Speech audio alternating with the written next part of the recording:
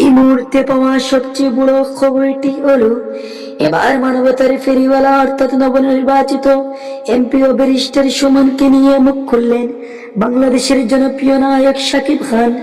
বন্ধুরা, ব্যারিস্টার সুমনকে নিয়ে শাকিব খান এমন কিছু বলেছেন যা শুনে আপনিও রীতিমতো অবাক হয়ে যাবেন।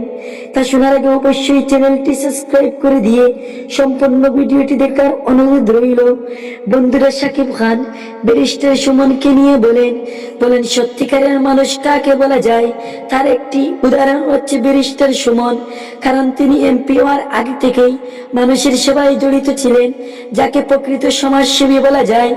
এবং এমপিতে তিনি যখন নির্বাচন প্রচারণা করেছিলেন, যেগুলো কথা দিয়েছিলেন তা অক্ষরে অক্ষরে পালন করছেন। তিনি নদী পরিষ্কারের কাজে নেমে যাচ্ছেন, আবার মানুষদেরকে, দরিদ্র মানুষগুলোকে টাকা দিয়ে দান করছেন এবং বিভিন্ন স্থানে শিশুদেরকে বল দান করছেন।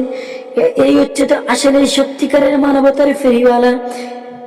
ব্যারিস্টার সুমনকে নিয়ে শাকিব খান আর বলেন, তিনি বলেন, আমি ব্যারিস্টার সুমনকে অনেক অনেক ধন্যবাদ জানাই, কারণ যেভাবে সে দেশের উন্নতির জন্য কাজ করে যাচ্ছে তাকে স্যালুট জানাই।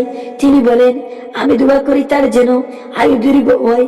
বন্ধুরা, ব্যারিস্টার সুমনকে নিয়ে শাকিব খান যা বলেছেন তা শুনে আপনার অনুভূতি কেমন অবশ্যই এই কমেন্ট বক্সে জানাবেন।